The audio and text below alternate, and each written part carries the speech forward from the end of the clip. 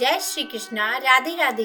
तो आज की इस वीडियो में आप रसपान करेंगे शनिवार व्रत कथा का। तो मैं मीनू शर्मा आप सभी का आपके अपने YouTube चैनल की कथा टीवी पर स्वागत करती हूँ। देखिए प्रिय भक्तों, आज तारीख है 18 अप्रैल और वार है शनिवार, और आज वैशाख माह के शुक्ल पक्ष की प्रतिपदा तिथि है, जो रहेगी दोपहर 2:10 तक, और उसके बाद प्रारंभ हो जाएगी द्वितीय तिथि। और देखिए प्रिय भक्तों, आजकल हमारे इस चैनल पर वैशाख मास महात्म्य की कथाएं रोज नियम से सुबह सुनाई जा रही है। तो अगर आपको ऐसी कथाएं सुनना पसंद है तो एक बार चैनल पर विजिट करके उन कथाओं को जरूर सुनिएगा। और चलिए अब सुनाते हैं आपको शनिवार व्रत कथा। तो बोलिए प्रेम से शनिदेव भगवान की जय। पौराणिक कथा के अनुसार एक बार स्वर्गलोक में सबसे बड़ा कौन, इस प्रश्न पर सभी 9 ग्रहों में वाद विवाद हो गया। सभी ग्रह एक दूसरे से कहने लगे कि मैं सबसे बड़ा, मैं सबसे बड़ा, और इस पर विवाद इतना बढ़ गया कि परस्पर भयंकर युद्ध की स्थिति जैसी बन गई। जब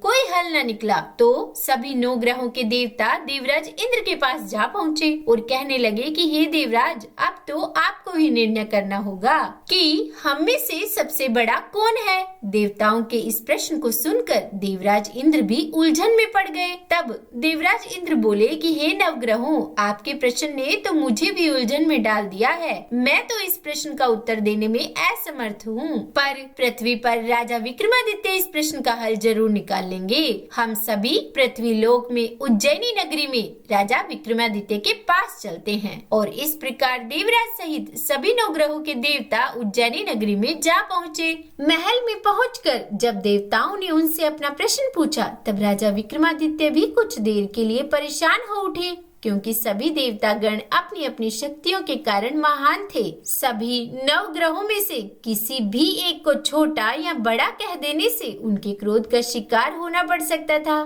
अचानक राजा विक्रमादित्य को एक उपाय सूझा। क्योंकि राजा विक्रमादित्य को न्याय के लिए जाना जाता था, इसीलिए उन्होंने न्याय करने के लिए विभिन्न धातुओं यानी कि स्वर्ण, रजत, कांसा, ताम्र, शीशा, रांगा, जस्ता, अब्रक और लोहे के 9 आसन बनवाए, और धातुओं के गुणों के अनुसार सभी आसनों को एक दूसरे के पीछे रखवा कर उन्होंने सभी देवता गणों को अपने अपने सिंहासन पर बैठने के लिए कहा। अब देवताओं के बैठने के बाद राजा विक्रमादित्य ने कहा कि आपका निर्णय तो स्वयं ही हो गया। जो सबसे पहले सिंहासन पर विराजमान है वही सबसे बड़ा है।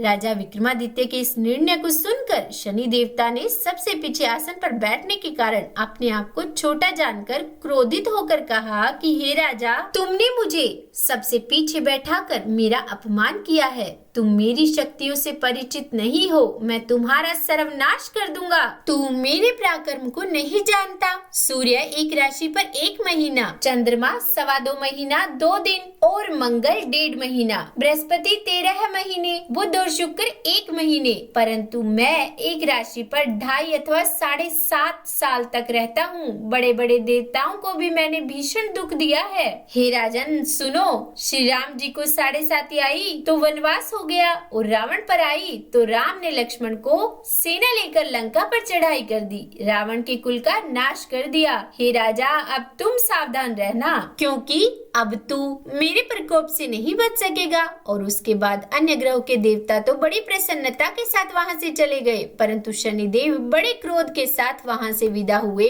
और उसके बाद राजा ने सोचा कि जो भी भाग्य में होगा देखा जाएगा, और फिर वे पहले की तरह ही न्याय करते रहे। उनके राज्य में सभी स्त्री पुरुष बड़े आनंद से अपना जीवन यापन कर रहे थे। इस प्रकार कुछ दिन तो ऐसे ही सुकून से बीत गए, लेकिन उधर शनि देवता अभी तक अपने अपमान को नहीं भूल पाए थे। राजा विक्रमादित्य से बदला लेने के लिए एक दिन शनिदेव ने घोड़े के व्यापारी का रूप धारण किया और बहुत से घोड़ों के साथ उज्जैनी नगरी में जा पहुँचे। राजा विक्रमादित्य ने अपने राज्य में किसी घोड़े के व्यापारी के आने का समाचार सुना तो उन्होंने भी अपने अश्वपाल को कुछ घोड़े खरीदने के लिए भेज दिया। अब क्योंकि राजा को घोड़े पालने का भी शौक था, पर वहाँ घोड़े बहुत कीमती थे। अश्वपाल ने जब वापस लौटकर इस बारे में राजा विक्रमादित्य को बताया तो राजा ने स्वयं आकर एक सुंदर और शक्तिशाली घोड़े को पसंद कर लिया। घोड़े की चाल देखने के लिए राजा उस घोड़े पर सवार हुए तो वह घोड़ा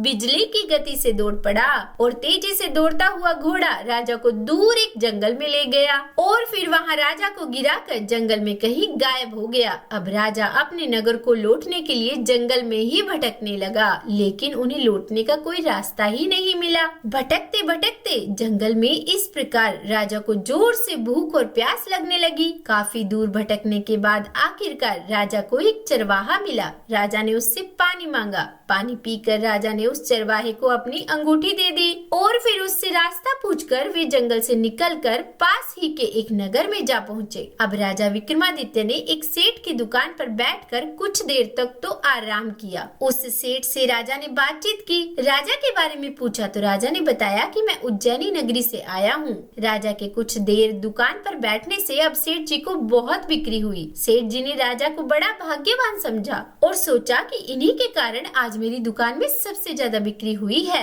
तो उन्होंने खुश होकर राजा को अपने घर भोजन के लिए आमंत्रित कर दिया और उन्हें अपने घर ले गए। सेठ के घर में सोने का एक हार खूंटी पर लटका हुआ था। राजा को उस कमरे में छोड़कर सेठ कुछ देर के लिए बाहर चला गया।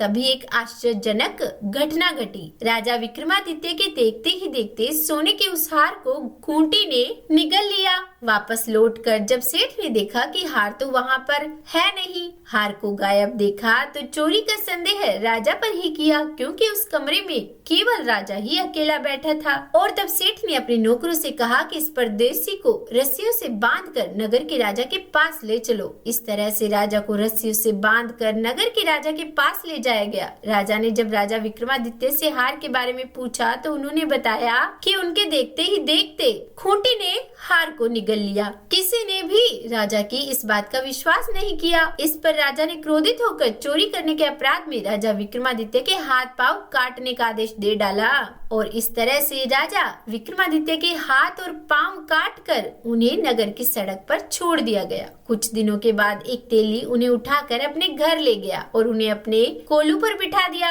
अब राजा आवाज देकर बैलों को हाँकता रहता और इस तरह तेली का बैल चलता रहा। अब राजा को भोजन भी मिलता रहा। शनि के प्रकोप की 7.5 पूरी होने पर वर्षा ऋतु प्रारंभ हुई। अब एक दिन राजा विक्रमादित्य एक रात को मेघ मल्हार गा रहे थे कि तभी नगर के राजा की लड़की राजकुमारी मोहिनी रथ पर सवार होकर उस तेली के घर के पास से गुजरी। जब उसने मेघ मल्हार सुना तो उसे बड़ा अच्छा लगा। दासी को भेजकर गाने वाले को बुला लाने के लिए कहा। अब दासी ने लौटकर राजकुमारी को बताया कि उसके तो हाथ पैर है ही नहीं और उसके बारे में पूरी जानकारी दी। राजकुमारी उसके मेघ मल्हार से बहुत मोहित हुई, इसीलिए उसने सब कुछ जानकर भी अपंग राजा से विवाह करने का निश्चय कर लिया। राजकुमारी ने जब अपने माता पिता से यह बात कही कि वह एक अपंग राजा से विवाह करना चाहती है तो वे ये सुनकर हैरान रह गए। रानी ने मोहिनी राजकुमारी को बहुत समझाया कि बेटी, तेरे भाग्य में तो किसी राजा की रानी होना लिखा है, फिर तू उस अपंग से विवाह करके अपने पाँव पर कुल्हाड़ी क्यों मार रही है। लेकिन राजकुमारी ने अपनी जिद नहीं छोड़ी। उसने कहा कि जब पहली बार मैंने मेघ मल्हार सुना था तभी मैंने यह निश्चय कर लिया था कि यह जो गा रहा है वही मेरा पति होगा और अब अगर उनसे मेरी शादी नहीं हुई तो मैं अपने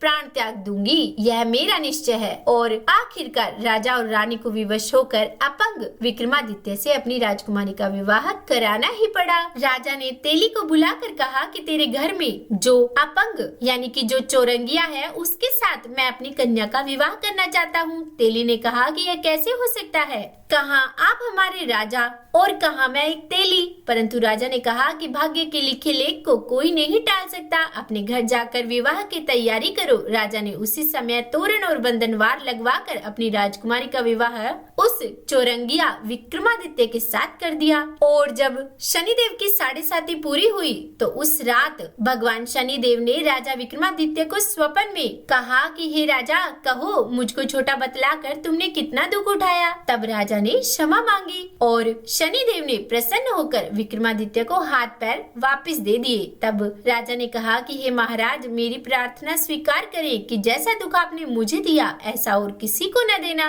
और तब शनिदेव ने कहा कि तुम्हारी यह प्रार्थना स्वीकार है। जो मनुष्य शनिवार व्रत करेगा या फिर उस दिन शनिवार व्रत कथा सुनेगा या कहेगा तो उसको मेरी दशा में कभी किसी प्रकार का दुख नहीं होगा। जो नित्य ही मेरा ध्यान करेगा और चींटियों को आटा डालेगा उसके सभी मनोरथ पूर्ण होंगे। और इतना कहकर शनिदेव अपने धाम को चले गए। और फिर जब सुबह राजकुमारी की आंख खुली तो उसने राजा के हाथ पांव देखे तो उसको बहुत आश्चर्य हुआ। उसको देखकर राजा ने अपना समस्त हाल कहा कि मैं उज्जैन का राजा विक्रमादित्य हूँ। यह बात सुनकर राजकुमारी अत्यंत ही प्रसन्न हुई। और फिर राजकुमारी से उसकी सखियों ने पूछा तो उसने अपने पति का समस्त वृत्तांत कह सुनाया। तब सब ने प्रसन्नता प्रकट की और कहा कि ईश्वर ने आपकी मनोकामना पूर्ण कर दी। जब उस सेठ ने यह सुनी तो वह विक्रमादित्य के पास आया और राजा विक्रमादित्य के पैरों में गिरकर क्षमा मांगने लगा कि आप पर मैंने चोरी का झूठा दोष लगाया, अतः आप मुझको जो चाहे दंड दे।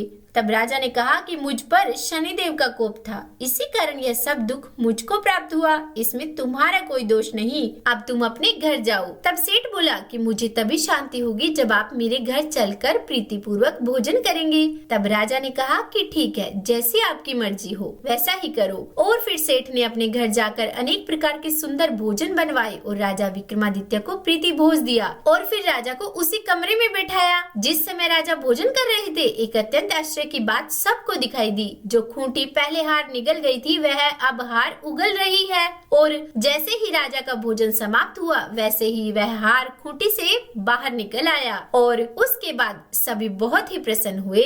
सेठ ने हाथ जोड़कर बहुत सी मोहरे राजा को भेंट की और कहा कि मेरे श्री कंवर नामक एक कन्या है, उसका पाणी ग्रहण आप करें। उसके बाद सेठ ने अपनी कन्या का विवाह राजा के साथ कर दिया और बहुत सा दान और दहेज दिया। और इस प्रकार कुछ दिनों तक वहां निवास करने के बाद विक्रमादित्य ने शहर के राजा से कहा कि अब मेरी उज्जैन जाने की इच्छा है। और फिर वहां के राजा से विदा लेकर राजकुमारी, सेठ की कन्या श्री कंवरी तथा दोनों जगह से प्राप्त अनेक दास दासी, रथ और पालकियों सहित राजा विक्रमादित्य उज्जैन की तरफ चल पड़े। जब शहर के निकट पहुँचे और पुरवासियों ने राजा के आने का संवाद सुना तो समस्त उज्जैन की प्रजा अगवानी के लिए आई। तब बड़ी प्रसन्नता से राजा अपने महल में पधारे। सारे शहर में बड़ा भारी महोत्सव मनाया गया और रात्रि को दीपमाला की गई। दूसरे दिन राजा ने शहर में यह सूचना कराई कि शनिश्चर देवता सब ग्रहों में सर्वोपरि है। मैंने इनको छोटा बतलाया, इसी से मुझको यह दुख प्राप्त हुआ। और इस कारण सारे शहर में सदा शनिश्चर की पूजा और कथा होने लगी। राजा और प्रजा अनेक प्रकार के सुख भोगती रही। तो बोलिए शनिदेव भगवान की जय। जो कोई शनिवार व्रत कथा को पढ़ता या सुनता है, शनिदेव की कृपा से उसके सब दुख दूर हो जाते हैं। तो उम्मीद करती हूँ आज की ये कथा आपको पसंद आई होगी। अगर अच्छी लगी हो वीडियो तो लाइक एंड शेयर कीजिएगा और चैनल पर नए हैं सब्सक्राइब नहीं किया है तो सब्सक्राइब भी कर ही दीजिएगा। और हाँ, कमेंट बॉक्स में जय शनिदेव जरूर लिखिएगा। तो बोलिए जय शनिदेव।